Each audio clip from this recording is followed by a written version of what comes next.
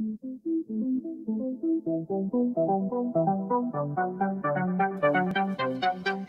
cats, what's happening? I'm going to do a review on the new GoPro, the Hero4 Silver Edition. I just picked it up not too long ago.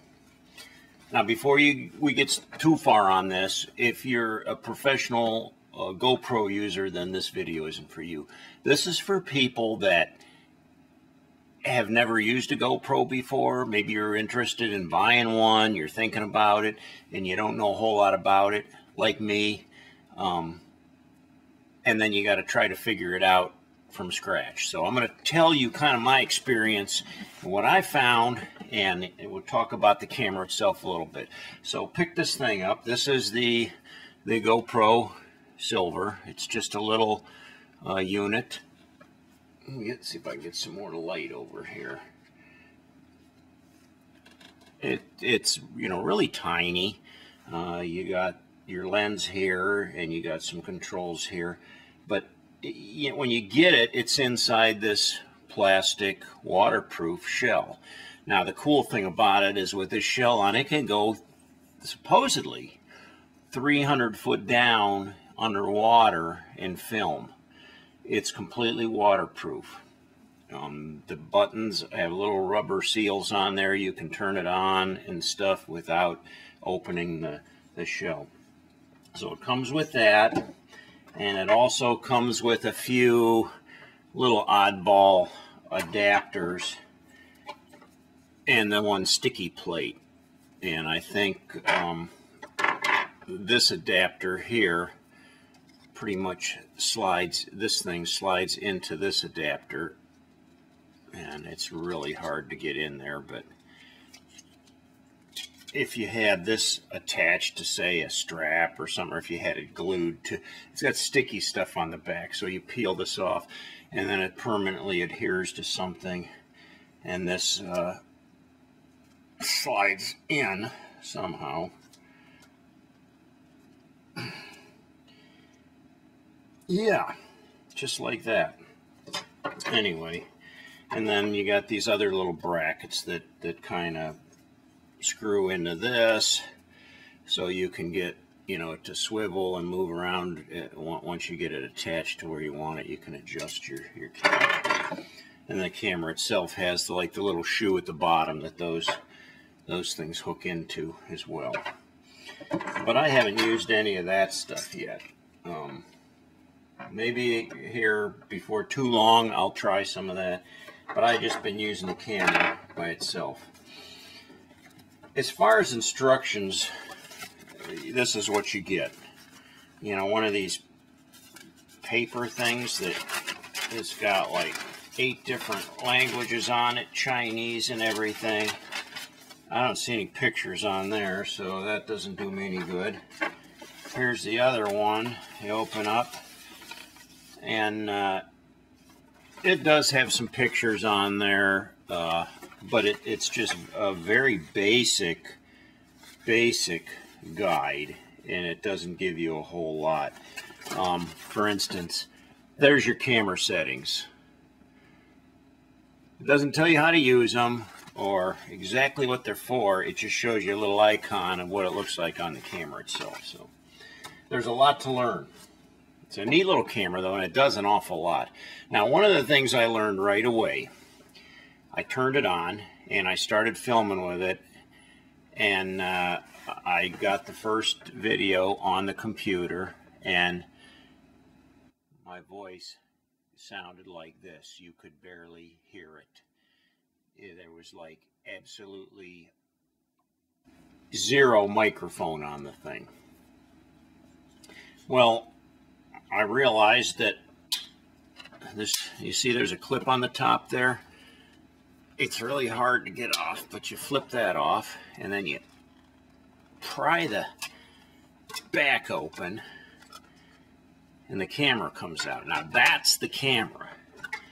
All of this is just the waterproof shell, which limits your sound and everything, and you're also looking through that plexiglass instead of the lens. So there's the camera.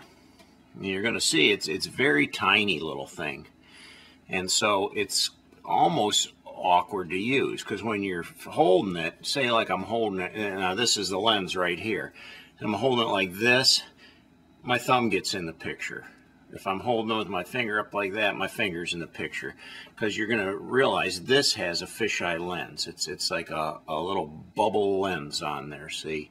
And so it gets a very wide angle picture. And this thing has amazing quality. But you turn it on by pushing the button in the front, and you wait a minute, and it beeps. That means it's on. And then on the back, you'll see, you know, there's me. It's actually on right now, but not filming. When you want to film, right up on the top here, there's like a little red button. You push that, and it'll start filming, and you'll see like a red light flashing. That means it's actually filming.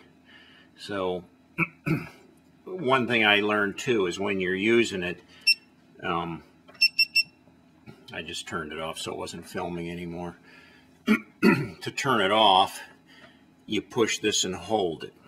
Now on the back here, you'll see it does have a touch screen, and to use the touch screen, you grab that dot and you pull it down, you hold it there, and then you can actually do functions, you know, by touching the screen. So that comes in handy, and you can use that to adjust your settings and things like that. I did have to figure that out to figure out how some of the things worked on it. One of the things I found out when I'm filming with it, you don't ever want to stick it in your pocket when it's turned on, even if you're not filming with it, because if you just tap this button in the front, you'll see right away it begins to switch modes, and you know, it goes to, that's like a settings mode. It goes to a filming mode. It goes to a camera mode. So what I had done inadvertently is tap that button. It went to the photo mode, and I'm sitting there thinking I'm filming probably a half-hour worth of video before I realized I was doing nothing but taking a bunch of pictures. Every time I pushed the button, it was just taking a picture. It wasn't filming anything. So just something to keep in mind. Push the button in, hold it. Now it's off. So that's pretty much in a nutshell. On the end here, it's got two little ports where you hook the charger in. I've got a USB cord here, and it plugs in to the side of the GoPro, and then when it's charging, there's a red light that comes on. And that's also how I upload the movies off of the camera onto the computer. You just turn it on, and it'll pick up the images on the computer then, and you can download them off the camera.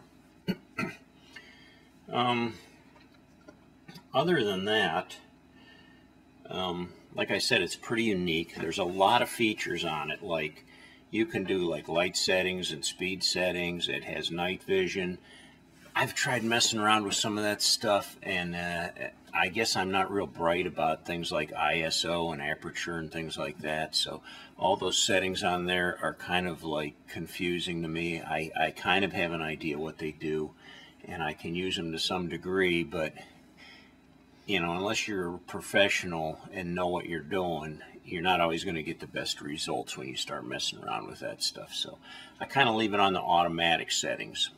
Now, one of the things I found out, you see it's got the fisheye lens. It actually sticks out right there, and it's real easy to get fingerprints on it, smudges, or just even setting it down, you can scratch it. So you want to be careful with that, and then you want to keep that wiped off and keep that clean, because if you get fingerprints on there and stuff, obviously you're not going to have a very clear picture. Now, I thought I would be able to integrate this with my tripod and things like that, but there's really nothing on the base to attach it to anything. So what you're going to need to do then is get some kind of a unit for it. And what I did was, by the way, I have this other camera here. Now this is not a GoPro. This is a cheap knockoff high definition camera. Very similar. It almost looks exactly like a GoPro, but it doesn't have half the features that the GoPro has. It does not have the fisheye lens. It does have the waterproof case, but I'm not sure that it goes as deep as a GoPro. And it doesn't, like I said, doesn't take those nice wide angle pictures that the GoPro does, and it doesn't have as high definition. So I just played around with this one a little bit. I haven't really used it. I might use it in the future for something, but I'm not sure what I'm going to do with it yet. But it came with some attachments, and it came with this mount that actually has a little screw base that can attach to the tripod. And the GoPro snaps right into it. So and I'm sure you can buy GoPro attachments that are very similar and use them in that degree. So back to the thing with the microphone. Okay, the thing without a microphone, just like this, and you're going to do video with it, it's going to have really terrible sound. Really terrible sound. You could barely hear anybody, especially if you turn it away. You know, if you're filming and you're like going like this, you just, all you're going to hear is like a whisper. So I went online and I searched around. I looked for the best options to get an external microphone for it. I ended up with this Polar Pro kit, and basically what I have here, I'll show you. I got the microphone clipped onto that, but it's got this little adapter, and the adapter simply goes right into that end port there.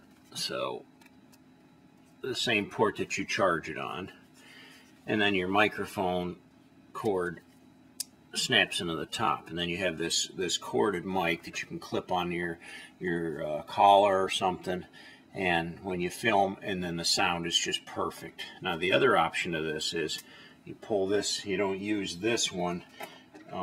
This mic came with it as well, and it's just kind of like a bigger boom mic, and it picks up sounds really well too. Works really good. It's got like this foam windsock over top of the mic, so you can use it with or without that. There you're looking at Polar Pro, and I keep the windsock on there because the windsock works very well for diluting that wind. You know, if you don't have that on there and you have a camera that you're filming in wind, you hear that. You're not going to hear any of that with this. And I've been in some pretty windy stuff with this, and you don't hear the wind. So that's the ticket right there. So anyway, there you go. If you're a newbie and you never had one of these things before, it's a really cool camera. It's fun to play with. There's a lot of video tutorials on YouTube on how to use these things, tricks to using them, all kinds of cool things you can do with them. I actually took the put the waterproof case on it the one time and used a selfie stick. I got this selfie stick at Walmart. I'm not sure if it's was the best option for me, but the camera, the weird thing about it is it wasn't really made for a GoPro. I don't think. It's kind of made for a cell phone, but you can fit the GoPro in it this way, but it needs to be this way. So it's kind of hard to use unless I had some kind of an adapter on there to be able to swivel it this way. You know what I'm saying? So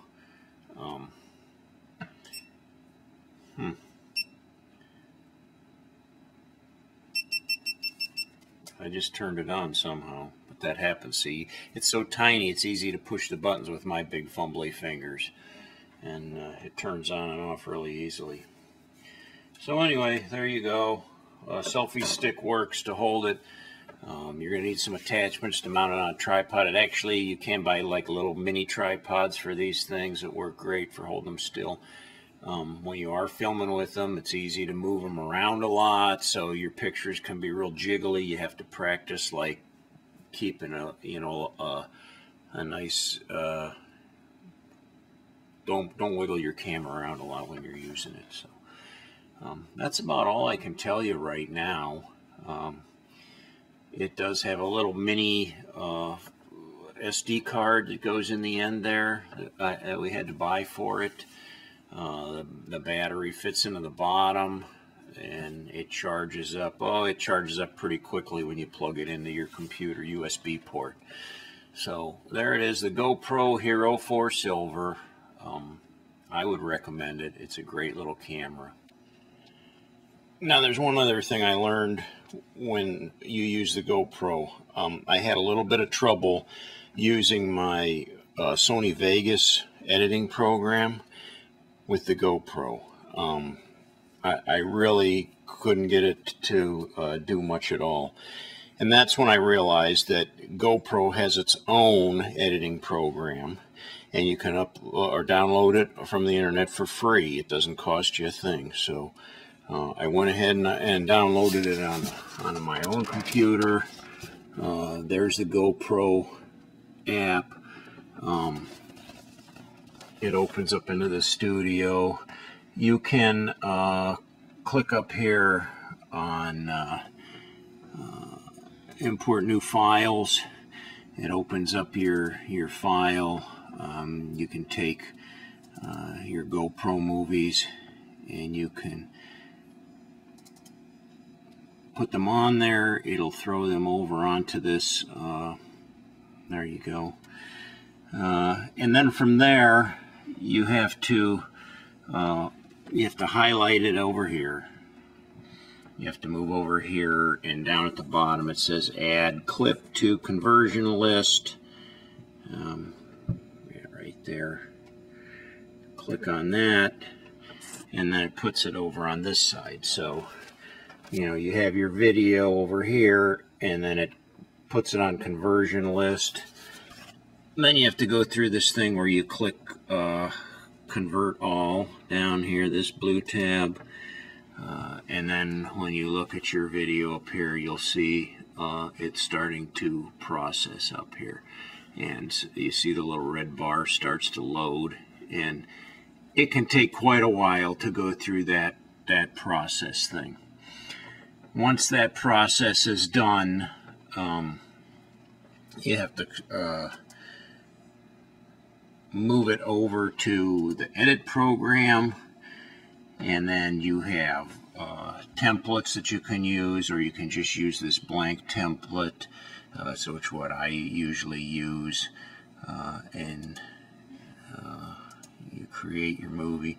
Your movie's going to be over on the left column here. You click and drag it down into this bar, and this is your timeline, and it'll show you up there for editing. Over on the right hand side, you have your editing controls. It takes a little getting used to. I wasn't real used to using the thing. And then when you're done editing, at the top here it says export. You just click on that, and then it kind of renders the video. And depending on the size of your video, if I have say like a 15-20 minute video, it can take me